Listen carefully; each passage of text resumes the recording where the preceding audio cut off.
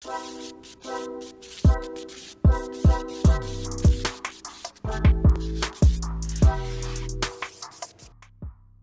everyone, welcome to Cutie Pie Collective, and today we will be doing Becoming a Scribe, How to Make Medieval Scrolls Part 7, Embellishments.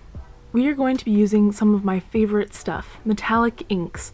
Make sure to shake up your inks before using them if you see that they have separated.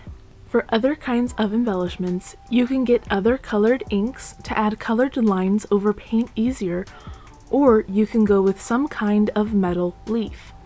Metal leaf can get a bit pricey and it's a bit harder to use than metallic ink in my opinion. Metallic ink allows you to add that same sparkle without needing to buy all the supplies for metal leaf. You can add it wherever you want to add shine.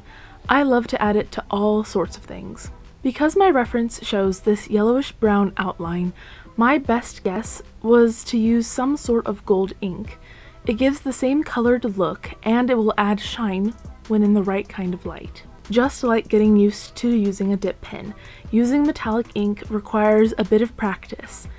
You can always keep some scrap paper nearby to test your nib before working on your scroll. One thing I have found is that if I feel my ink is too thin, it's best to add some more before your ink dries too much.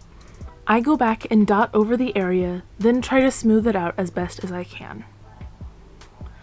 Metallic ink doesn't really like to be gone over again after you put down the first layer, so definitely play around on some scrap paper and get familiar with how it works before putting it on your scroll. After you have your embellishments finished, all that's left is to sign your name on the back.